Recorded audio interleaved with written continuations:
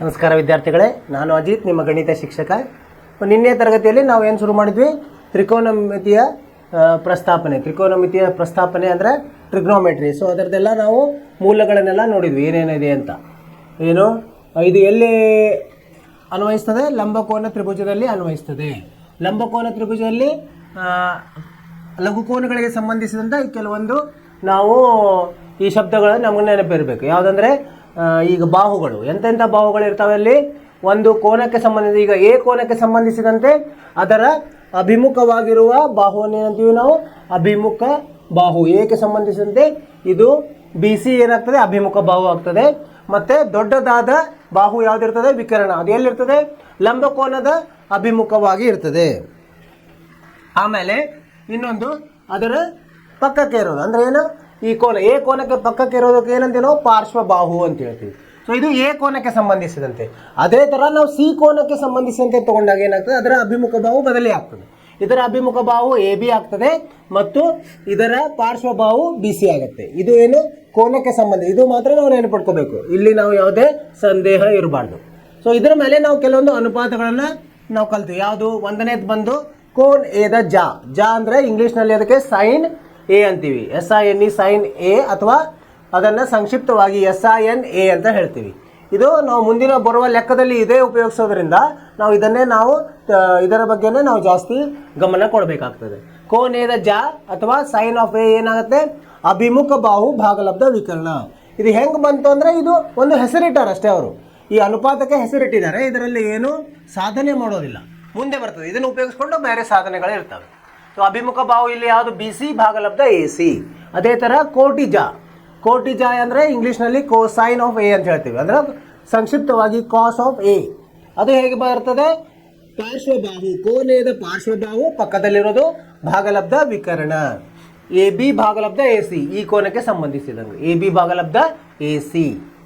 ಆಮೇಲೆ ನೆಕ್ಸ್ಟ್ ಸ್ಪರ್ಶಕ, ಕೋನೆಯದ ಸ್ಪರ್ಶಕ. ಇಂಗ್ಲೀಷ್ನಲ್ಲಿ ಅದಕ್ಕೆ ಟ್ಯಾಂಜೆಂಟ್ ಅಂತ ಹೇಳ್ತೀವಿ, ಸಂಕ್ಷಿಪ್ತವಾಗಿ ಟ್ಯಾನ್ ಎ ಅಂತ ಹೇಳ್ತೀವಿ. ಕೋನೆಯದ ಸ್ಪರ್ಶಕ ಸಮ ಅಭಿಮುಖ ಬಾಹು ಭಾಗಲಬ್ಧ ಪಾರ್ಶ್ವಬಾಹು. ಅಭಿಮುಖ ಬಾಹು ಯಾವುದು? ಬಿ ಸಿ ಇದೆ, ಪಾರ್ಶ್ವಬಾಹು ಎ ಬಿ ಇದೆ, ಬಿ ಸಿ ಭಾಗಲಬ್ಧ ಎ ಬಿ. ಅದೇ ಥರ ಕೋಟಿ ಛೇದಕ ಇಂಗ್ಲೀಷ್ನಲ್ಲಿ ಏನಂತೀವಿ? ಕೋಸಿಕೆಂಟ್ ಎ ಅಥವಾ ಕೋಸೆಕ್ ಎ ಅಂತ ಹೇಳ್ತೀವಿ. ಅದು ಹೇಗಿರ್ತದಂತೆ? ಸೈನ್ ಎದ ವಿಲೋಮ, ಒಂದು ಭಾಗಲಬ್ಧ ಸೈನ್ ಎ ಅಂದರೆ ಎ ಸಿ ಭಾಗಲಬ್ಧ ಬಿ ಸಿ, ವಿಕರ್ಣ ಭಾಗಲಬ್ಧ ಅಭಿಮುಖ ಬಾಹು.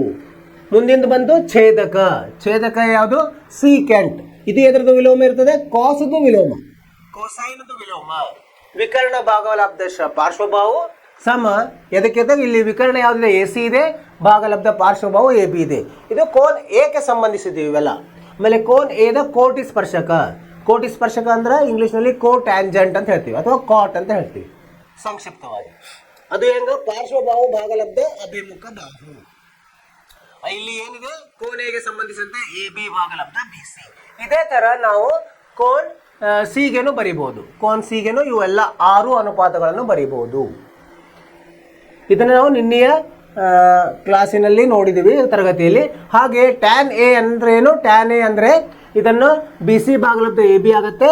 ಅದಕ್ಕೆ ಮೇಲೆ ಕೆಳಗೆ ಎ ಸಿಯಿಂದ ಭಾಗಿಸಿದಾಗ ಬಿ ಸಿ ಭಾಗಲಬ್ಧ ಎ ಸಿ, ಪೂರ್ಣ ಭಾಗಲಬ್ಧ ಎ ಬಿ ಭಾಗಲಬ್ಧ ಎ ಸಿ ಅಂದರೆ ಸೈನ್ ಎ ಭಾಗಲಬ್ಧ ಕಾಸ್ ಎ. ಟ್ಯಾನ್ ಎ ಅಂದ್ರೆ ಏನು? ಇದು ಇನ್ನೊಂದು. ಟ್ಯಾನ್ ಎ ಅಂದರೆ ಸೈನ್ ಎ ಭಾಗಲಬ್ಧ ಕಾಸ್ ಎ, ಅಥವಾ ಕಾಟ್ ಎ ಅಂದರೆ ಕಾಸ್ ಎ ಭಾಗಲಬ್ಧ ಸೈನ್ ಎ. ಸೊ ಇವು 6 ಮತ್ತು ಇವು 2, 8 ನಮಗೆ ಸರಿಯಾಗಿ ಗೊತ್ತಿರಬೇಕು. ಇದು ಇಷ್ಟು ನಾವು ನಿನ್ನೆ ಕಲ್ತಿದ್ವಿ.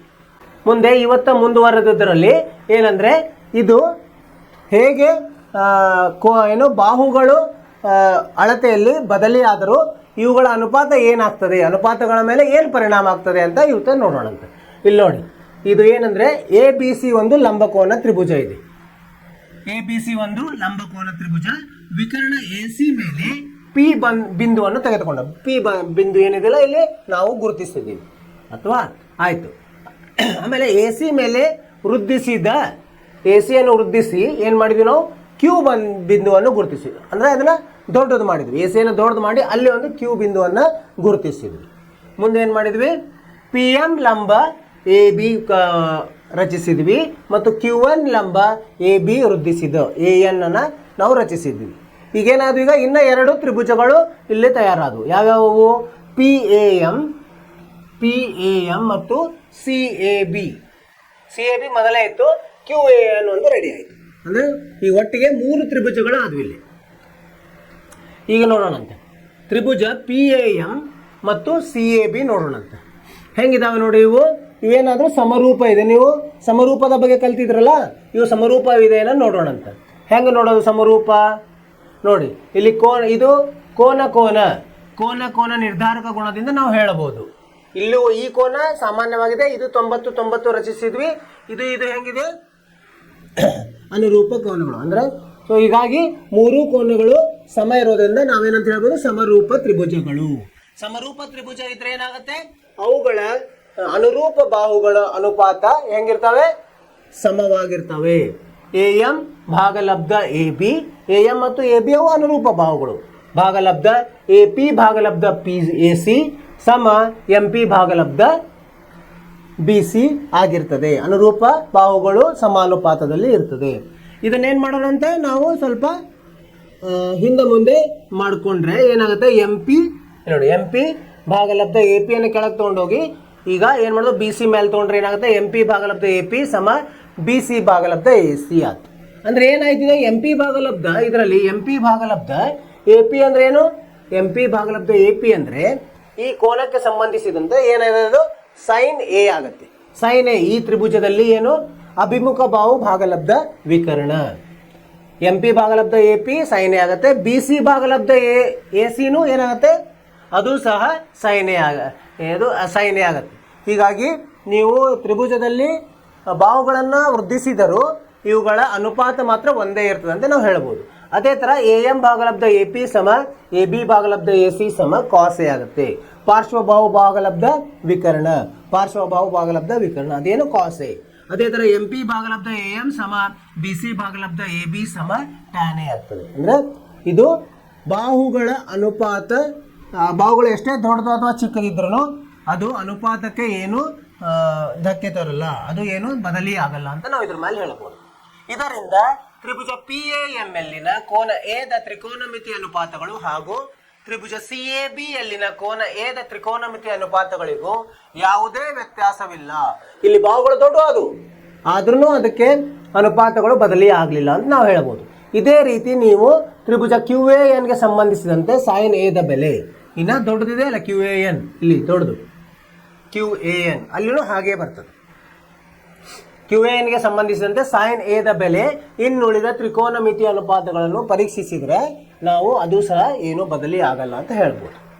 ಇದು ನಿಮಗೆ ಅರ್ಥವಾಯ್ತು ಅಂತ ತಿಳ್ಕೊಂಡು ನೀವು ವಿದ್ಯಾರ್ಥಿಗಳು. ಅಂದರೆ ತ್ರಿಭುಜವನ್ನು ನೀವೇನೋ ಎಷ್ಟು ದೊಡ್ಡದಾದರೂ ಬಾಹುಗಳನ್ನು ವೃದ್ಧಿಸಿರಿ ಮತ್ತೆ ಚಿಕ್ಕದು ಮಾಡಿರಿ, ಅದರ ಅನುಪಾತಗಳು ಹಾಗೆ ಇರ್ತದೆ.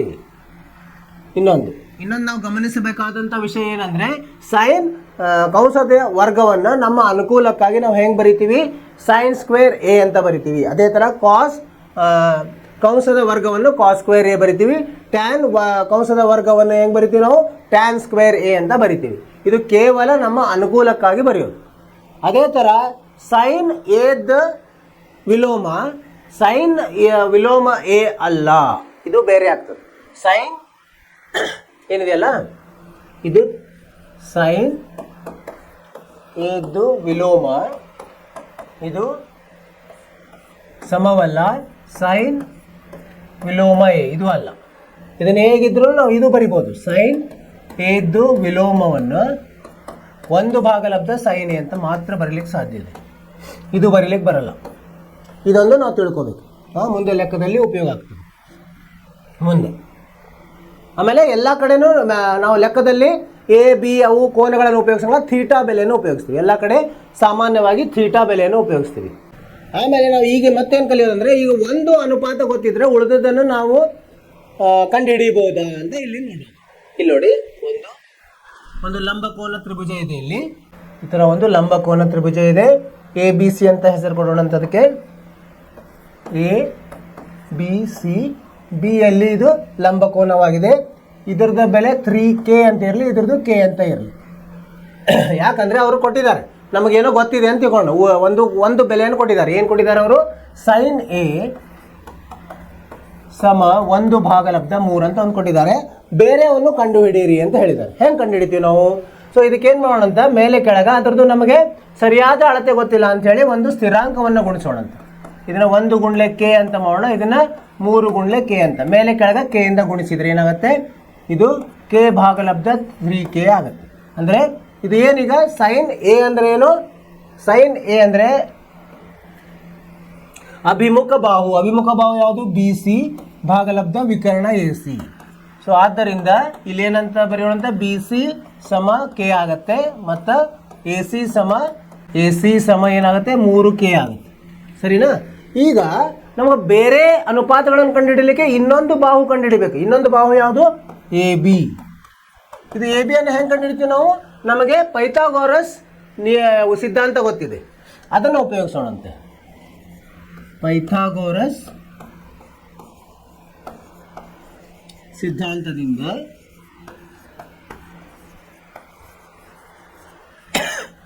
ಈಗೇನ ಪೈಥಾಗೋರಸ್ ಸಿದ್ಧಾಂತ ಏನು ಹೇಳ್ತದೆ, ಎ ಸಿ ವರ್ಗ ವಿಕರ್ಣದ ವರ್ಗ ಉಳಿದೆರಡು ಬಾಹುಗಳ ವರ್ಗಗಳ ಮೊತ್ತಕ್ಕೆ ಸಮ ಇರ್ತದೆ. ಇದು ನಮಗೆ ಕಲ್ತಿದ್ವಿ, ಹಿಂದಿನ ತರಗತಿಯಲ್ಲಿ ಕಲ್ತಿದ್ವಿ. ಇದನ್ನು ಉಪಯೋಗಿಸೋಣಂತ. ಈಗ ಎ ಸಿ ಅಂದರೆ 3k ಇದೆ, 3k ವರ್ಗ ಮಾಡಬೇಕು. 3k ಅನ್ನು ಕೌಂಸದಲ್ಲಿಟ್ಟು ವರ್ಗ ಮಾಡೋಣಂತ. ಎ ಬಿ ಗೊತ್ತಿಲ್ಲ, ಎ ಬಿ ವರ್ಗ ಹಾಗೆ ಇಡೋಣಂತೆ. ಸಂಕಲನ ಬಿ ಸಿ ಎಷ್ಟಿದೆ, ಕೇದ್ದು ವರ್ಗ. ಈಗ ಇದನ್ನು ಬಿಡಿಸಿದಾಗ ಏನಾಗುತ್ತೆ, 3k ವರ್ಗ ಅಂದರೆ 3 ವರ್ಗ ಮಾಡಬೇಕು, ಕೇದ್ದು ವರ್ಗ ಮಾಡಬೇಕು. 9k². ಇದಕ್ಕೆ ಸ್ಕ್ವೇರ್ ಈ ಕಡೆ ತರೋಣಂತ, ಋಣ k² ಸಮ ಎ ಬಿ ವರ್ಗ. ಇದೇನಾಯ್ತು, 9k²ದಲ್ಲಿ 1k² ಹೋದೆ, 8k² ಉಳಿತು. ಎ ಬಿ ಬೆಲೆ ಎಷ್ಟು ಬರ್ತದೆ ಈಗ, ಎ ಬಿ ಸಮ 8 ವರ್ಗಮೂಲ ತಗೋಬೇಕು, ಕೇದು ವರ್ಗಮೂಲ. k² ವರ್ಗಮೂಲಕ್ಕೆ 8ರ ವರ್ಗಮೂಲ ಎಷ್ಟು, 2 ವರ್ಗಮೂಲ 2. ಅಂದರೆ ಇದನ್ನು ಹೆಂಗೆ ಬರಿಬೋದು, 2k ವರ್ಗಮೂಲ 2 ಅಂತೂ ಬರಿಬೋದು. 8ರ ವರ್ಗಮೂಲ ನಾವು ದಶಮಾಂಶದಲ್ಲಿ ಬರೋದಿಲ್ಲ, ಎಲ್ಲಿವರೆಗೆ ಅಭಾಗಲಬ್ಧ ಸಂಖ್ಯೆ ಬರ್ತದೆ ಅಲ್ಲಿವರೆಗೆ ಅದನ್ನು ಅಲ್ಲಿಗಿಟ್ಟು ಉಳಿದದನ್ನು ವರ್ಗಮೂಲ ತಗೊಳ್ಬೋದು. ಇದು 8 ಅಂದರೆ ಹೆಂಗು 4 ಗುಣ್ಲೆ 2 ಆಗುತ್ತೆ. 4ರ ವರ್ಗಮೂಲ 2 ಬಂತು, 2ರ ವರ್ಗಮೂಲ 2. ಆದ್ದರಿಂದ ಈ ಥರ ಬರ್ಕೋಬೋದು ನಾವು. ಸೊ ಈಗ ನಾವು ಏನು ಮಾಡ್ಬೋದು, ಅನುಪಾತಗಳನ್ನು ತಗೊಳ್ಬೋದು. ಹೆಂಗೆ ತಗೊಳ್ಳೋಣ ಈಗ ನೋಡೋಣ. ಈಗ ಸೈನ್ ಎ, ಕಾಸ್ ಎ ಹೆಂಗೆ ಕಂಡುಹಿಡಿತೀವಿ ನಾವು, ಕಾಸ್ ಎ ಅಂದರೆ ಇದರಲ್ಲಿ ಏನು, ಎಗೆ ಸಂಬಂಧಿಸಿದಂತೆ ಪಾರ್ಶ್ವಬಾಹು ಎ ಬಿ ಭಾಗಲಬ್ಧ ಎ ಸಿ. ಎ ಬಿ ಕಂಡುಹಿಡಿದೀವಿ, ಎಷ್ಟು, 2 ವರ್ಗಮೂಲ 2k ಅಂತ ಕಂಡುಹಿಡಿದೀವಿ. ಭಾಗಲಬ್ಧ ಎ ಸಿ ಎಷ್ಟಿದೆ, ಎ ಸಿ 3k ಅಂತಿದೆ ಅಲ್ವಾ, ಇಲ್ಲಿದೆ ಎ ಸಿ 3k, ಅದನ್ನು ಇಲ್ಲಿ ತಗೊಂಡು ಭಾಗಲಬ್ಧ 3k ಎಷ್ಟು ಬಂತಿದ್ದು, 2 ವರ್ಗಮೂಲ 2 ಭಾಗಲಬ್ಧ 3 ಬಂತು. ನೋಡಿ ಸೈನ್ ಒಂದು ಗೊತ್ತಿದೆ, ಕಾಸ್ ಕಂಡುಹಿಡಿಬೋದು. ಟ್ಯಾನ್ ಕಂಡುಹಿಡಿಯಬೇಕಾಗತ್ತಾ, ಟ್ಯಾನ್ ಎ. ಇದನ್ನು 2 ರೀತಿಯಲ್ಲಿ ಕಂಡುಹಿಡಿಬೋದು. ನೇರವಾಗಿ ಸೈನ್ ಎ ಭಾಗಲಬ್ಧ ಕಾಸ್ ಎ ಅಂತ ಕಂಡುಹಿಡಿಬೋದು, ಅಥವಾ ಅನುಪಾತಗಳನ್ನು ಹಾಕಿ ಕಂಡುಹಿಡಿಬೋದು. ಅನುಪಾತ ಹಾಕಿದ್ರೆ ಏನು ಬರ್ತದೆ, ಅಭಿಮುಖ ಬಾಹು ಯಾವುದು, ಬಿ ಸಿ ಭಾಗಲಬ್ಧ ಪಾರ್ಶ್ವಬಾಹು ಎ ಬಿ. ಪಿ ಸಿ ಎಷ್ಟಿದೆ, ಬಿ ಸಿ ಕೆ ಅಂತಿದೆ. ಎ ಬಿ ಎಷ್ಟಿದೆ, 2 ವರ್ಗಮೂಲ 2k ಇದೆ. ಆದ್ದರಿಂದ ಎಷ್ಟು ಬಂತು, 1 ಭಾಗಲಬ್ಧ 2 ವರ್ಗಮೂಲ 2.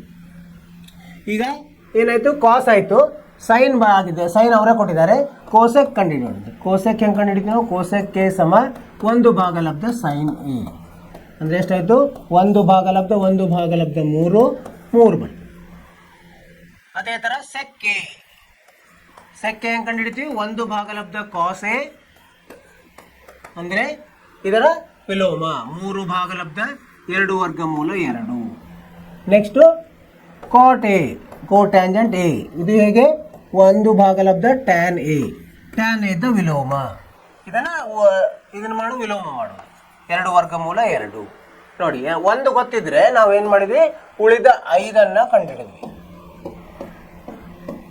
ಹೆಂಗೆ ಕಂಡುಹಿಡಿದ್ವಿ, ಮೊದಲು ಅವರು ಸೈನ್ ಎ ಕೊಟ್ಟಿದ್ರು 1 ಭಾಗಲಬ್ಧ 3, ಅದಕ್ಕೆ ಕೆ ಸ್ಥಿರಾಂಕವನ್ನು ಗುಣಿಸಿ ನಾವೇನು ಮಾಡಿದ್ವಿ, 2 ಬಾಹುಗಳನ್ನು ಊಹಿಸಿದ್ವಿ. 2 ಬಾಹುಗಳು ಸಿಕ್ಕ ಮೇಲೆ 3ನೇ ಬಾಹುವನ್ನು ಪೈಥಾಗೋರಸ್ ನಿಯಮದಿಂದ ಕಂಡುಹಿಡಿದು ಆ ಬಾಹುಗಳ ಸಹಾಯದಿಂದ ನಾವು ಉಳಿದ ಅನುಪಾತಗಳನ್ನು ಕಂಡುಹಿಡಿದ್ವಿ. ಸೊ ನಾವೇನಂತ ಹೇಳ್ಬೋದು, ಒಂದು ತ್ರಿಭುಜದಲ್ಲಿ 1 ಅನುಪಾತ ಗೊತ್ತಿದ್ರೆ ಬೇರೆ ಅನುಪಾತಗಳನ್ನು ಸಹ ನಾವು ಕಂಡುಹಿಡಿಯಬಹುದು. ಅರ್ಥವಾಯಿತು ವಿದ್ಯಾರ್ಥಿಗಳೇ? ಈಗ ನಿಮಗಿದೆಲ್ಲ ಅರ್ಥವಾಯ್ತು ಅಂತ ತಿಳ್ಕೊಂಡಿದ್ದೀನಿ. ಇಲ್ಲೊಂದು ಗಮನಿಸಬೇಕು, ಮುಂದೆ ನಿಮಗೆ ಚಿಕ್ಕ ಚಿಕ್ಕ ಪ್ರಶ್ನೆಗಳು, 1 ಅಂಕದ ಪ್ರಶ್ನೆಯಲ್ಲಿ ಇದು ಬರ್ತದೆ. ತ್ರಿಭುಜದಲ್ಲಿ ವಿಕರ್ಣವು ಅತ್ಯಂತ ದೊಡ್ಡ ಬಾಹು ಆದುದರಿಂದ sin A ಮತ್ತು cos Aಗಳ ಬೆಲೆಯು ಯಾವಾಗಲೂ 1ಕ್ಕಿಂತ ಕಡಿಮೆ ಇರ್ತದೆ. 1 ಅಥವಾ 1ಕ್ಕಿಂತ ಕಡಿಮೆ ಇರ್ತದೆ, 1ಕ್ಕಿಂತ ಜಾಸ್ತಿ ಇರಲಿಕ್ಕೆ ಸಾಧ್ಯವಿಲ್ಲ. ಯಾಕಂದರೆ ಕೆಳಗಡೆ ಯಾವಾಗಲೂ ವಿಕರ್ಣ ಇರ್ತದೆ. ಅನುಪಾತದಲ್ಲಿ ವಿಕರ್ಣ ಯಾವಾಗಲೂ ಎಲ್ಲ ಬಾಹುಗಳಿಂದ ದೊಡ್ಡದಿರೋದ್ರಿಂದ ನಿಮ್ಮದು sin A ಮತ್ತು cos A ಬೆಲೆ ಯಾವಾಗಲೂ 1ಕ್ಕಿಂತ ಕಡಿಮೆ ಇರ್ತದೆ. ಇದನ್ನು ನೆನಪಿಟ್ಕೊಬೇಕು. ಅಥವಾ 1ಕ್ಕೆ ಸಮಯನೂ ಇರ್ಬೋದು. ಈಗ ಕೆಲವೊಂದು ಉದಾಹರಣೆಗಳನ್ನು ನೋಡೋಣ. ಉದಾಹರಣೆ 1 ಏನು ಹೇಳಿದರೆ ಓದೋಣಂತ ಮೊದಲು. tan A ಸಮ 4/3 ಆದರೆ ಕೋನ್ ಎಗೆ ಸಂಬಂಧಿಸಿದಂತೆ ಉಳಿದ ತ್ರಿಕೋನಮಿತಿ ಅನುಪಾತಗಳನ್ನು ಕಂಡುಹಿಡಿಯಿರಿ. ಇದು ನಾವು ಮೊದಲು ಮಾಡಿದ್ವಲ್ಲ, sin A ಕೊಟ್ಟಿದ್ರು, ಉಳಿದಿದ್ದೆಲ್ಲ ಕಂಡುಹಿಡಿದು. ಇಲ್ಲಿ tan A ಕೊಟ್ಟಿದ್ದಾರೆ, ಉಳಿದಿದ್ದೆಲ್ಲ ಕಂಡುಹಿಡಿಯಲಿಕ್ಕೆ ಕೇಳಿದ್ದಾರೆ. ಮಾಡೋಣ. ಇಲ್ಲೊಂದು ಲಂಬಕೋನ ತ್ರಿಭುಜ ತಗೊಂಬಂತೆ, ABC, ಇಲ್ಲಿ A ಇದೆ, ಇಲ್ಲಿ B ಇದೆ, ಇಲ್ಲಿ C. ಆಮೇಲೆ ಏನು ಹೇಳಿದ್ದಾರೆ ಅವರು, tan A ಬೆಲೆ ಕೊಟ್ಟಿದ್ದಾರೆ. tan A ಸಮ ಎಷ್ಟು ಕೊಟ್ಟಿದ್ದಾರೆ, 4/3. ಸೊ ಇದಕ್ಕೆ ಏನು ಮಾಡೋಣ, ಕೇದಿಂದ ಗುಣಿಸೋಣಂತೆ, ಮೇಲೆ ಕೆಳಗೆ ಗುಂಡ್ಲಿಕ್ಕೆ ಭಾಗಲಬ್ಧ ಕೆ ಸಮ ಏನಾಯಿತು, 4k/3k. ಯಾಕೆ ಅನುಪಾತ ಒಂದೇ ಉಳಿತದೆ, ಮತ್ತೆ ಕೆ ಹೋಗಿ 4/3. ಬೆಲೆಗೇನು ಇದು ಆಗಲ್ಲ, ಅದಕ್ಕೆ ಏನು ತಪ್ಪೋದಿಲ್ಲ. ಈಗೇನು ಮಾಡೋಣಂತೆ, tan A ಅನುಪಾತ ಹೆಂಗೆ ಕಂಡುಹಿಡಿತೀವಿ ನಾವು, tan A ಗೆ ಸಂಬಂಧಿಸಿದಂತೆ ಅಭಿಮುಖ ಬಾಹು BC ಭಾಗಲಬ್ಧ ಪಾರ್ಶ್ವಬಾಹು AB. ಅಂದ್ರೆ ಏನಾಯ್ತು, ಈಗ BC ಸಮ 4k ಆಯಿತು, AB ಸಮ 3k ಆಯಿತು. ಸೊ ಈಗ ಇನ್ನೊಂದು ನಾವು ಕಂಡುಹಿಡಬಹುದು, ಇನ್ನೊಂದು ಕಂಡುಹಿಡಬೇಕಾಗ್ತದೆ. ಬೇರೆ ಅನುಪಾತಗಳನ್ನು ನೋಡೋಕೆ ಏನು ಕಂಡುಹಿಡಬೇಕು, AC ಕಂಡುಹಿಡಬೇಕು. ಹೆಂಗೆ ಕಂಡುಹಿಡಿತೀವಿ ನಾವು AC, ಅದು ಪೈಥಾಗೋರಸ್ ನಿಯಮದಿಂದ ಕಂಡುಹಿಡಿಯೋದು, ಅದು ಸಿದ್ಧಾಂತದಿಂದ. Pythagoras ಸಿದ್ಧಾಂತದಿಂದ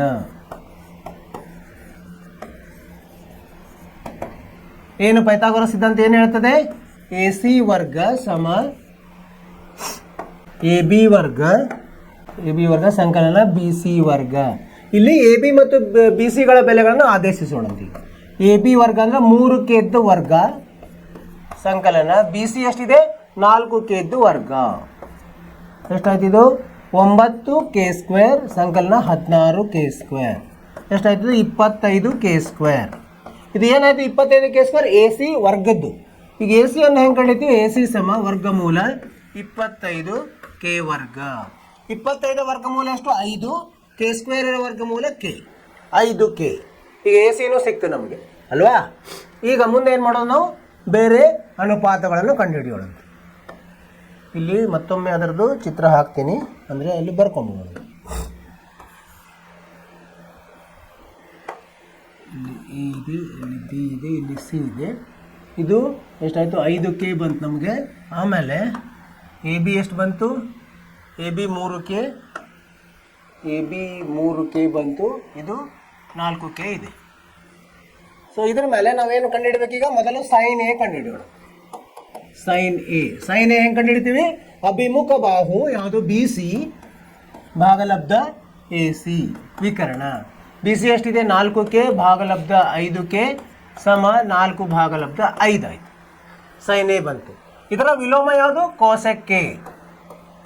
cosec A ಕಂಡುಹಿಡಿತೀವಿ, 1/5 sin A ಅಂದರೆ ಇದರ ಬೆಲೆಯನ್ನು ನಾವು ವಿಲೋಮ ಮಾಡೋದು, 5/4 ಆಯಿತು. ನೆಕ್ಸ್ಟ್ cos A ಕಂಡುಹಿಡಿಯೋಣ. cos A ಸಮ ಹೇಗೆ, cos A ಹೆಂಗೆ ಕಂಡುಹಿಡಿತೀವಿ, ಪಾರ್ಶ್ವಬಾಹು AB ಭಾಗಲಬ್ಧ AC. AB ಎಷ್ಟಿದೆ, 3k ಇದೆ, ಭಾಗಲಬ್ಧ 5k ಅಂದರೆ 3/5. ಇಲ್ಲಿ ಇದರ ವಿಲೋಮ ಯಾವುದು, sec A. sec A ಸಮ 1/5 cos A ಸಮ 1/5, ಇದು 3/5 ಅಂದರೆ ಇದನ್ನು ನಾವು ನೇರವಾಗಿ ವಿಲೋಮ ಮಾಡಿ 5/3 ಅಂತ ಬರಿಬೋದು. ಕೊನೆಯದು tan A ಅವ್ರು ಕೊಟ್ಟಿದ್ದಾರೆ, cot A ಕಂಡುಹಿಡಿಯೋದು. cot A ಹೆಂಗೆ ಕಂಡುಹಿಡಿತೀವಿ ನಾವು, 1/5 tan A. ಇದು tan A ಅನ್ನು 4/3 ಕೊಟ್ಟಿದ್ದಾರೆ, ಇದನ್ನು 3/4 ಅಂತ ಬರೀಬೋದು. ಅರ್ಥವಾಯ್ತು ವಿದ್ಯಾರ್ಥಿಗಳೇ, ಸರಳವಾಗಿದೆ ನೋಡಿ. ಒಂದು ನಮಗೆ ಅನುಪಾತ ಗೊತ್ತಿದ್ರೆ ಲಂಬಕೋನ ತ್ರಿಭುಜದಲ್ಲಿ ಇನ್ನೊಂದು ಭುಜವನ್ನು ಪೈಥಾಗೋರಸ್ ನಿಯಮದಿಂದ ಕಂಡುಹಿಡಿದು ಬೇರೆ ಎಲ್ಲ ಅನುಪಾತಗಳನ್ನು ನಾವು ಕಂಡುಹಿಡಿಬೋದು. ಸರಳವಾಗಿದೆ. ಏನಂದರೆ ನಮಗೆ ಅದು ಮೂಲ ಏನು ಅನುಪಾತಗಳೆಲ್ಲ ಅವು ಗೊತ್ತಿರಬೇಕು. ಅವು ಸರಿಯಾಗಿ ನಾವು ಮನನ ಮಾಡಿಕೊಂಡ್ರೆ ನೀವು ಇದನ್ನು ತುಂಬ ಸರಳವಾಗಿ ನಾವು ಇದನ್ನು ಬಿಡಿಸ್ಬೋದು ಇಂಥ ಲೆಕ್ಕಗಳನ್ನು. ನೋಡಿ, ಸೈನ್ ಎ ಅಂದರೆ 4/5 ಸರಿಯಾಗಿ ಬಂದಿದೆ, ಕಾಸ್ ಎ ಅಂದರೆ 3/5 ಬಂದಿದೆ, ಅದೇ ಥರ ಕಾಟ್ ಎ ಅಂದರೆ 3/4 ಬಂದಿದೆ, ಕೋಸೆಕ್ ಎ 5/4 ಮತ್ತು ಸೆಕ್ ಎ 5/3 ಸರಿಯಾಗಿದೆ. ಈಗ ಮುಂದಿನ ಉದಾಹರಣೆಗೆ ಹೋಗೋಣ. ಉದಾಹರಣೆ 2 ಏನಿದೆ? ಇಲ್ಲಿ 2 ತ್ರಿಭುಜಗಳನ್ನು ಕೊಟ್ಟಿದ್ದಾರೆ. ಬಿ ಮತ್ತು ಕ್ಯೂಗಳು ಲಘುಕೋನಗಳಿದ್ದು ಮತ್ತು ಇದು 2 ಲಘುಕೋನಗಳಾಗಿದ್ದು ಸೈನ್ ಬಿ ಸಮ ಸೈನ್ ಕ್ಯೂ ಆಗಿದೆ ಅಂತ ಅವ್ರು ಕೊಟ್ಟಿದ್ದಾರೆ. ಸೈನ್ ಬಿ ಸಮ ಸೈನ್ ಕ್ಯೂ. ಹಾಗಾದರೆ ಕೋನ್ ಬಿ ಸಮ ಕೋನ್ ಕ್ಯೂ ಎಂದು ಸಾಧಿಸಿ. ಹೆಂಗೆ ಸಾಧಿಸ್ಬೇಕು ನಾವು?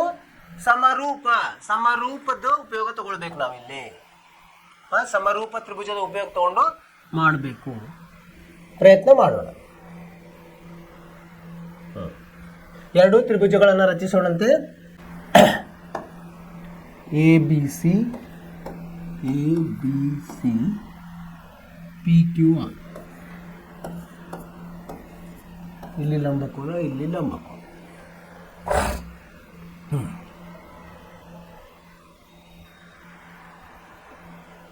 ಇವೆರಡು ಲಘುಕೋನಗಳು, ಕೋನ್ ಬಿ ಮತ್ತು ಕೋನ್ ಇವು ಲಘುಕೋನಗಳು. ಅವ್ರೇನು ಹೇಳಿದ್ದಾರೆ? ಸೈನ್ ಬಿ ಸಮ ಸೈನ್ ಕ್ಯೂ ಅಂತ ಹೇಳಿದ್ದಾರೆ, ಕೊಟ್ಟಿದ್ದಾರೆ.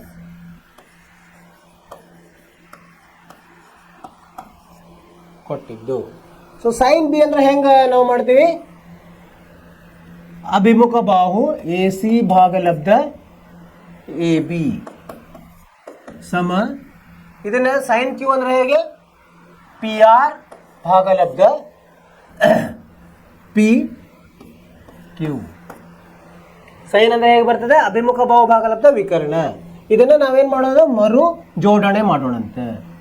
ಎ ಸಿ ಪಿ ಆರ್ ಅನ್ನ ಕೆಳಗಡೆ ತಗೊಂಡು ಬರೋಣಂತೆ ಸಮ ಎ ಬಿ ಅನ್ನ ಮೇಲೆ ತಗೊಂಡು ಹೋಗೋಣಂತೆ ಎ ಬಿ ಭಾಗಲಬ್ಧ ಪಿ ಕ್ಯೂ.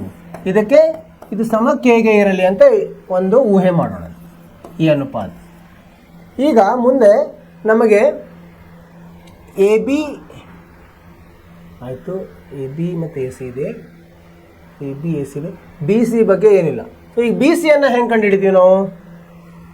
ಈ ತ್ರಿಭುಜದಲ್ಲಿ ಬಿ ಸಿಯನ್ನು ಪೈಥಾಗೋರಸ್ ನಿಯಮದಿಂದ ವರ್ಗಮೂಲ ಏನು? ವಿಕರ್ಣದ ವರ್ಗ ಎ ಬಿ ವರ್ಗ ಋಣ ಎ ಸಿ ವರ್ಗ. ಹೌದಾ? ಆಮೇಲೆ ಇಲ್ಲಿ ನೋಡಿ, ಯಾವುದು? ಬಿ ಸಿ ಐತಲ್ಲ, ಪಿ ಆರ್ ಕ್ಯೂ ಅಥವಾ ಕ್ಯೂ ಆರ್, ಯಾವುದಾದ್ರೂ ಆರ್ ಕ್ಯೂ ಸಮ ವರ್ಗಮೂಲ ಪಿ ಕ್ಯೂ ವರ್ಗ ಋಣ ಪಿ ಆರ್ ವರ್ಗ. ಸರಿ, ಪೈಥಾಗೋರಸ್ ನಿಯಮದಿಂದ. ಈಗೇನು ಮಾಡೋಣಂತೆ ನಾವು? ಎ ಬಿ, ಈಗ ಎ ಬಿ ಅಂದ್ರೆ ಏನು? ಇಲ್ಲಿ ನೋಡಿದಾಗ ಎ ಬಿ ಅಂದರೆ ಕೆ ಪಿ ಕ್ಯೂ ಆಗುತ್ತೆ. ಪಿ ಕ್ಯೂ ಅನ್ನು ಇಲ್ಲಿ ತೊಗೊಂಡೋದ್ರೆ ಏನಾಗುತ್ತೆ? K P Q. ಅದನ್ನು ಇಲ್ಲಿ ತುಂಬೋಣಂತೆ. ಅಂದರೆ ಏನಾಯ್ತಿದು? K square P Q square. ಇದನ್ನು ಉಪಯೋಗ ತೊಗೊಂಡು ನಾವು ಇದನ್ನು ಉಪಯೋಗ ತೊಗೊಂಡು ಇಲ್ಲಿ ಬರುತ್ತೆ. ಋಣ ಎ ಸಿ ಅಂದ್ರೇನು? ಇದನ್ನು ಉಪಯೋಗ ತೊಗೊಳ್ಳೋದು. ಏನು ಬರುತ್ತೆ? ಎ ಸಿ ಅಂದರೆ ಕೆ ಪಿ ಆರ್ ಸ್ಕ್ವೇರ್, ಅಂದರೆ K square P R square ಆಯಿತು. ಇಲ್ಲಿ ಸಾಮಾನ್ಯ ಕೆ ಸ್ಕ್ವೇರ್ ಇದೆ, ವರ್ಗಮೂಲದಿಂದ ಹೊರಗಡೆ ಬಂದರೆ ಕೆ ಆಗಿ ಉಳಿತದೆ. ಕೆ ವರ್ಗಮೂಲ ಪಿ ಕ್ಯೂ ಸ್ಕ್ವೇರ್ ಋಣ ಪಿ ಆರ್ ಸ್ಕ್ವೇರ್ ಆಯಿತು. ಸರಿನಾ? ಈಗ ಇದರದ್ದು ನಾವು ಏನು ತೊಗೊಂಡಂತೆ? ಅನುಪಾತ ತೊಗೊಂಡಂತೆ ಬಿ ಸಿ ಭಾಗಲಬ್ಧ ಆರ್ ಕ್ಯೂ ಏನಾಗುತ್ತೆ? ಕೆ ವರ್ಗಮೂಲ ಪಿ ಕ್ಯೂ ಸ್ಕ್ವೇರ್ ಋಣ ಪಿ ಆರ್ ಸ್ಕ್ವೇರ್ ಭಾಗಲಬ್ಧ ವರ್ಗಮೂಲ ಪಿ ಕ್ಯೂ ಸ್ಕ್ವೇರ್ ಋಣ ಪಿ ಆರ್ ಸ್ಕ್ವೇರ್ ಆಯಿತು. ಇಲ್ಲೇನಾಯ್ತು? ಇದು ರದ್ದಾಗಿ ಇಲ್ಲೇನು ಉಳಿತು? ಕೆ ಉಳಿತು. ಇಲ್ಲಿ ಏನು ಮೊದಲು ಬಂದಿತ್ತಲ್ಲ ನಮಗೆ, ಇದಕ್ಕೆ 1 ಅನ್ನೋಣಂತೆ, ಇದಕ್ಕೆ 2 ಅನ್ನೋಣಂತೆ. ಹಾಂ, ಈಗ ನೋಡಿ 1 ಮತ್ತು 2 ನೋಡಿದಾಗ ಏನು ಅನ್ನಿಸ್ತದೆ ನಮಗೆ? 1 ಮತ್ತು 2ರಿಂದ ಏನು ಸಿಗುತ್ತೆ ನಮಗೆ? ಅನುಪಾತಗಳೆಲ್ಲ ಸಮ ಅದು ನೋಡಿ. ಇಲ್ಲಿ ಏನು? ಎ ಸಿ ಭಾಗಲಬ್ಧ ಪಿ ಆರ್, ಎ ಸಿ ಭಾಗಲಬ್ಧ ಪಿ ಆರ್ ಸಮ ಎ ಬಿ ಭಾಗಲಬ್ಧ ಪಿ ಕ್ಯೂ, ಎ ಬಿ ಭಾಗಲಬ್ಧ ಪಿ ಕ್ಯೂ. ಇದು ಸಮ ಎದಕ್ಕೆ ಆಯಿತು? ಇಲ್ಲಿ ಲಾಸ್ಟಿಗೆ ಆಗಿತ್ತಲ್ಲ, ಬಿ ಸಿ ಭಾಗಲಬ್ಧ ಆರ್ ಕ್ಯೂ, ಬಿ ಸಿ ಭಾಗಲಬ್ಧ ಆರ್ ಕ್ಯೂ ಆಯಿತು. ಎಲ್ಲ ಎರಡೂ ಕೆ ಸಮದಿಂದ ಇರೋದ್ರಿಂದ ಮೂರೂ ಒಂದಕ್ಕೊಂದು ಸಮ ಇದೆ. ಈಗ ಆದಾಗ ಏನು ನೋಡಿ ಇಲ್ಲಿ ಎ ಸಿ ಭಾಗಲಬ್ಧ ಪಿ ಆರ್ ಇದು ಅನುರೂಪ ಬಾಹು, ಆಮೇಲೆ ಎ ಬಿ ಭಾಗಲಬ್ಧ ಪಿ ಕ್ಯೂ ಅನುರೂಪ ಬಾಹು, ಬಿ ಸಿ ಭಾಗಲಬ್ಧ ಆರ್ ಕ್ಯೂ ಅನುರೂಪ ಬಾಹು. ಅನುರೂಪ ಬಾಹುಗಳು ಒಂದಕ್ಕೊಂದು ಇದು ಇದೆ ಅಂದ್ರೆ ಏನು ಅನುಪಾತದಲ್ಲಿದೆ ಅಂದ್ರೆ ನಾವೇನು ಹೇಳ್ಬೋದು, ಇದು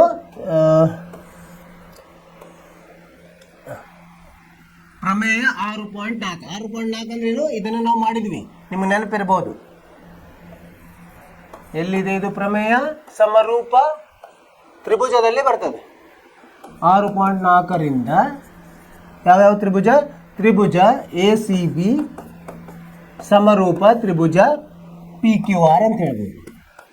ಸೊ ಎರಡು ತ್ರಿಭುಜಗಳು ಅನುರೂಪ ಆದ್ರೇನು, ಅನುರೂಪ ಕೋನಗಳು ಸಮ ಇರ್ತದೆ. ಆದ್ದರಿಂದ ಕೋನ ಬಿ ಸಮ ಕೋನ ಕ್ಯೂ ಅಂತ ನಾವು ಸಾಧಿಸಬಹುದು. ಅರ್ಥವಾಯ್ತು ವಿದ್ಯಾರ್ಥಿಗಳೇ? ಏನೇನ್ ಮಾಡಿದ್ವಿ ನಾವು? ಅವರು ಎರಡು ತ್ರಿಭುಜಗಳನ್ನು ಕೊಟ್ಟಿದ್ದಾರೆ ಮತ್ತು ಒಂದು ಇದು ಸಂದರ್ಭ ಕೊಟ್ಟಿದ್ದಾರೆ, ಏನಂದ್ರೆ ಸೈನ್ ಬಿ ಸಮ ಸೈನ್ ಕ್ಯೂ ಅಂತ. ಅದನ್ನು ಉಪಯೋಗ ತಗೊಂಡು ನಾವು ಏನ್ ಮಾಡಿದ್ವಿ, ಅನುರೂಪ ಬಾಹುಗಳ ಅನುಪಾತಗಳು ಸಮವಿದೆ ಎರಡೂದ್ರಲ್ಲಿ.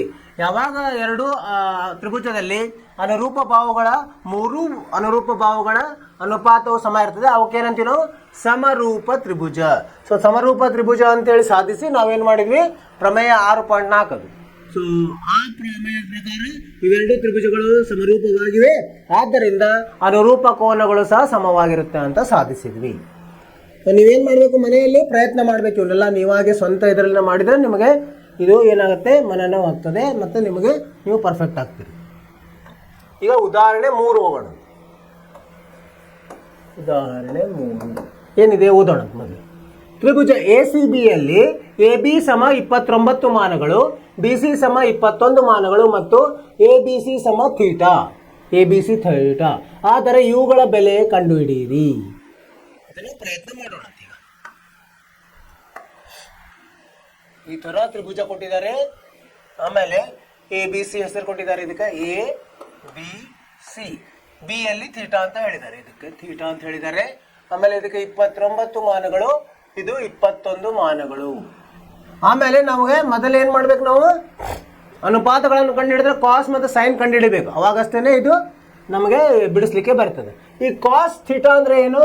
ಕಾಸ್ ಥೀಟಾ ಅಂದ್ರೆ ಪಾರ್ಶ್ವಬಹು ಭಾಗಲಬ್ಧ ವಿಕರ್ಣ, ಇದನ್ನು ಕಾಸ್ ಥೀಟಾ ಕಂಡುಹಿಡಬಹುದು. ಸೈನ್ ಥೀಟಾ ಅಂದ್ರೆ ಏನು? ಅಭಿಮುಖ ಬಾಹು ಭಾಗಲಬ್ಧ ವಿಕರ್ಣ. ಅಭಿಮುಖ ಬಾಹು ಗೊತ್ತಿಲ್ಲ, ಆದ್ದರಿಂದ ನಾವೇನ್ ಮಾಡೋಣ, ಮೊದಲು ಪೈಥಾಗೋರಸ್ ಸಿದ್ಧಾಂತವನ್ನು ಉಪಯೋಗಿಸೋಣ.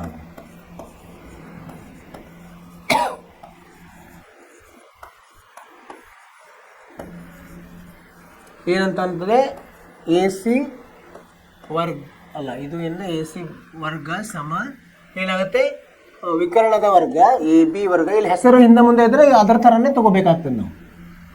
ಕೆಲವೊಂದು ಕಡೆ ವಿಕರ್ಣ ಎ ಸಿ ಬರ್ತದೆ, ಅದನ್ನು ನೋಡ್ಕೊಂಡು ನಾವು ಬರೀಬೇಕು. ಋಣ ಬಿ ಸಿ ವರ್ಗ. ಈಗ ಎ ಬಿ ಎಷ್ಟು ಕೊಟ್ಟಿದ್ದಾರೆ, 29ರ ವರ್ಗ, ಋಣ ಬಿ ಸಿ ಎಷ್ಟಿದೆ, 21ರ ವರ್ಗ. 29ರ ವರ್ಗ ಎಷ್ಟು? 29ರ ವರ್ಗ 841, ಋಣ 441, ಸಮ ಎಷ್ಟಾಯಿತು, 400 ಆಯಿತು. ಇದು ಎ ಸಿ ವರ್ಗ. ಎ ಸಿ ಹೇಗೆ ಬರುತ್ತೆ, ವರ್ಗಮೂಲ 400 ಅಂದರೆ 20 ಬರ್ತದೆ. ಧನ ತಗೋಬೇಕು ಯಾವಾಗಲೂ, ಋಣನೂ ಬರ್ತದೆ, ಋಣ ತಗೊಳಿಕ್ ಬರಲ್ಲ, ಯಾಕಂದರೆ ಅಳತೆಗಳು ಯಾವಾಗಲೂ ಧನ ರೂಪದಲ್ಲಿ ಇರ್ತವೆ. ಸೊ ಈಗ ಎ ಸಿ ಸಿಕ್ತು ನಾವು. ಈಗ ಇದರ ಮೇಲೆ ನಾವೇನು ಮಾಡೋಣ, ಮೊದಲು ಸೈನ್ ಥೀಟಾ ಕಂಡುಹಿಡ್ಕೊಳ್ಳೋಣ.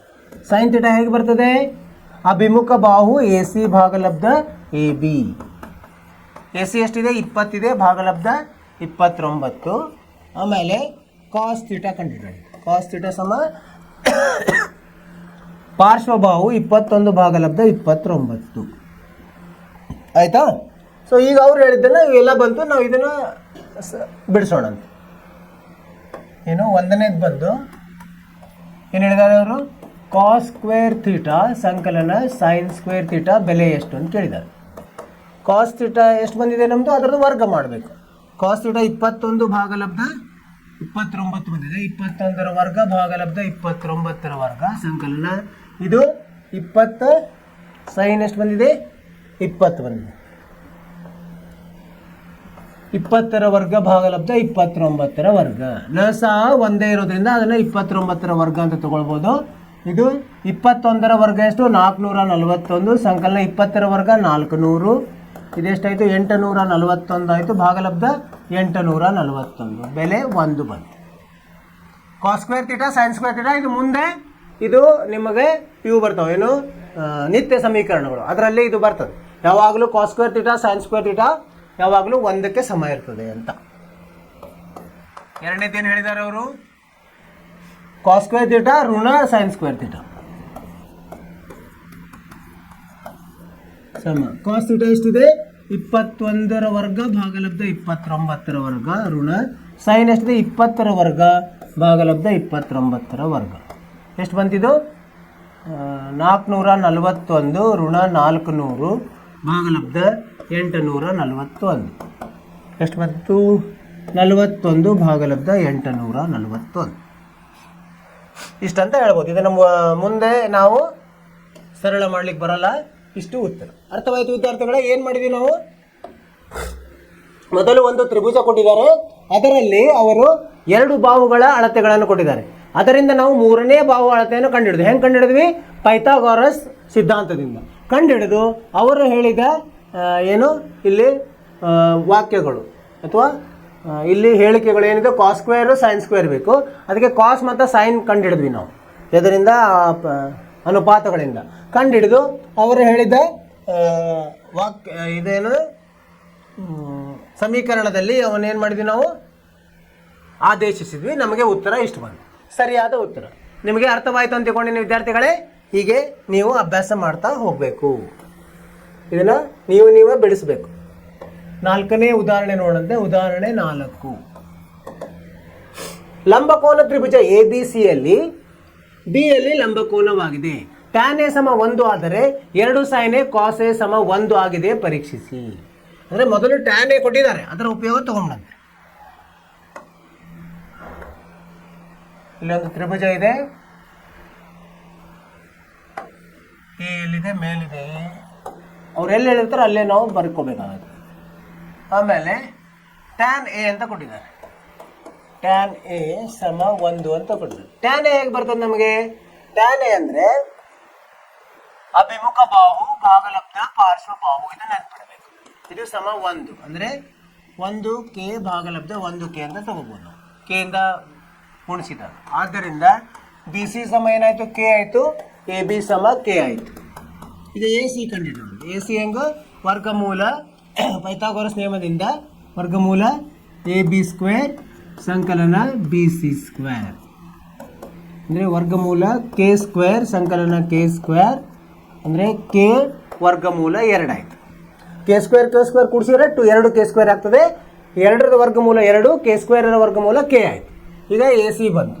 ಈಗೇನಂತ ಅವ್ರು ಕಂಡುಹಿಡಲಿಕ್ಕೆ ಹೇಳಿದ್ದಾರೆ? ಇದನ್ನು ಪರೀಕ್ಷಿಸಿ ಅಂತ ಹೇಳಿದ್ದಾರೆ. ಆದ್ದರಿಂದ 2 sin A cos A ಗುಣಲಬ್ಧ ಎಷ್ಟು ಬರ್ತದೆ ನೋಡೋಣ. 2 sin A ಅಂದರೆ ಏನು ಬರ್ತದೆ ಇಲ್ಲಿ? sin A ಅಂದರೆ ಅಭಿಮುಖ ಬಾಹು ಭಾಗಲಬ್ಧ ವಿಕರ್ಣ ಗುಂಡ್ಲೆ cos A ಅಂದರೆ ಪಾರ್ಶ್ವ ಬಾಹು AB ಭಾಗಲಬ್ಧ ವಿಕರ್ಣ. 2 ಗುಂಡ್ಲೆ BC ಎಷ್ಟು ಬಂದಿದೆ? ನಾವು ಇಲ್ಲಿ k ಬಂದಿದೆ. k ಭಾಗಲಬ್ಧ AC ಎಷ್ಟು ಬಂದಿದೆ? k ವರ್ಗಮೂಲ 2 ಬಂದಿದೆ ಗುಂಡ್ಲೆ. ಇದು AB ಎಷ್ಟಿದೆ? AB k ಇದೆ. ಭಾಗಲಬ್ಧ AC ಎಷ್ಟಿದೆ? AC k ವರ್ಗಮೂಲ 2 ಇದೆ. ಇಲ್ಲಿ k ರದ್ದಾಯಿತು, ಇಲ್ಲಿ k ರದ್ದಾಯಿತು. 2 ಭಾಗಲಬ್ಧ ವರ್ಗಮೂಲ 2 ಗುಂಡ್ಲೆ 2 ವರ್ಗಮೂಲ 2 ಬಂತು, 1 ಬಂತು. ಸೊ ಇದು ಏನಾಯಿತು? ಬಲಭಾಗದ್ದು ಅದೇ ಕೊಟ್ಟಿದ್ದಾರೆ ಅವರು. ಆದ್ದರಿಂದ ಎಡಭಾಗ ಸಮ ಬಲಭಾಗ ಆಯಿತು. ಇಲ್ಲಿ ನೋಡಿ, ಇದು ಎಡಭಾಗ ಇತ್ತು, ಇದು ಬಲಭಾಗಕ್ಕೆ ಸರಿ ಹೋಯಿತು. ಸರಿಯಾಗಿದೆ ಅಂತ ಹೇಳ್ಬೋದು ನಾವು. ಹೇಳಿಕೆ ಸರಿಯಾಗಿದೆ. ಅರ್ಥವಾಯ್ತು ವಿದ್ಯಾರ್ಥಿಗಳೇ? ಮೊದಲು ಅವರು ಒಂದು ತ್ರಿಭುಜ ಕೊಟ್ಟು tan A ಕೊಟ್ಟಿದ್ದಾರೆ. ಅದರಿಂದ 2 ಬಾಹುಗಳು ಗೊತ್ತಾಗ್ತದೆ. 2 ಬಾಹುಗಳಿಂದ ಪೈಥಾಗೋರಸ್ ನಿಯಮದಿಂದ 3ನೇ ಬಾಹು ಗೊತ್ತಾಗ್ತದೆ. 3 ಬಾಹು ಗೊತ್ತಾದ್ಮೇಲೆ ಅವರು ಹೇಳಿದ ಅನುಪಾತಗಳನ್ನು ನಾವು ಕಂಡುಹಿಡಿದು ಅದರಲ್ಲಿ ನಾವು ಆದೇಶಿಸಿದಾಗ ನಮಗೆ ಉತ್ತರ ಸಿಗ್ತದೆ. ಮುಂದಿನದಕ್ಕೆ ಹೋಗೋಣಂತೆ. 5ನೇಯ ಉದಾಹರಣೆ. ಉದಾಹರಣೆ 5. ಏನಿದೆ ತ್ರಿಭುಜ, ಇಲ್ಲೊಂದು ತ್ರಿಭುಜ ಕೊಟ್ಟಿದ್ದಾರೆ. ಒ ಪಿ ಕ್ಯೂ ಅಲ್ಲಿ ಪಿ ಬಿಂದುವಿನಲ್ಲಿ ಲಂಬಕೋನವಾಗಿದೆ. ಇಲ್ಲಿ ಪಿ ಬಿಂದುವಿನಲ್ಲಿ ಲಂಬಕೋನವಾಗಿದೆ. ಒ ಪಿ ಬೆಲೆ ಕೊಟ್ಟಿದ್ದಾರೆ. ಒ ಪಿ ಬೆಲೆ 7 ಸೆಂಟಿಮೀಟರ್. ಒ ಕ್ಯೂ ಋಣ ಪಿ ಕ್ಯೂ ಅಂತ ಕೊಟ್ಟಿದ್ದಾರೆ, ಅದು 1 ಸೆಂಟಿಮೀಟರ್. ಸೈನ್ ಕ್ಯೂ ಕಾಸ್ ಕ್ಯೂ ಬೆಲೆಗಳನ್ನು ಕಂಡುಹಿಡಿಯಿರಿ. ಕಂಡುಹಿಡಿಯೋಣ, ಸರಳವಾಗಿ ಕಂಡುಹಿಡಿಯಬಹುದು ನಾವು. ಒಂದು ತ್ರಿಭುಜ ಹಾಕೋಣಂತೆ, ಆಮೇಲೆ ಹೆಸರು ಕೊಡೋಣಂತೆ P O Q. P O Q ಇಲ್ಲಿ ಏನು ಕೊಟ್ಟಿದ್ದಾರೆ ಅವರು? ಒ ಪಿ 7 ಸೆಂಟಿಮೀಟರ್ ಅಂತ ಕೊಟ್ಟಿದ್ದಾರೆ. ಒ ಪಿ ಇದು ಯು ಸರಿ. ಒ ಕ್ಯೂ ಋಣ ಪಿ ಕ್ಯೂ ಸಮ 1 ಸೆಂಟಿಮೀಟರ್ ಅಂತ ಇದ್ದಾರೆ. ಸೊ ಇದು ಆ ಕಡೆ ತೊಗೊಂಡೋದ್ರೆ ಒ ಕ್ಯೂ ಏನಾಗುತ್ತೆ? ಒ ಕ್ಯೂ ಸಮ 1 ಸಂಕಲನ ಪಿ ಕ್ಯೂ ಆಗುತ್ತೆ. ಪಿ ಕ್ಯೂ ಅನ್ನ ಋಣವನ್ನು ಬಲಗಡೆ ತೊಗೊಂಡೋದ್ರೆ ಈಗ ನಮಗೆ ಪೈಥಾಗೋರಸ್ ಇದನ್ನ ಉಪಯೋಗಿಸೋಣಂತೆ. O Q square Pythagoras ಸಿದ್ಧಾಂತದಿಂದ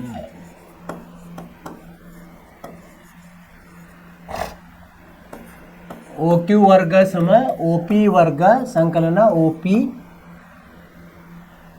Q P.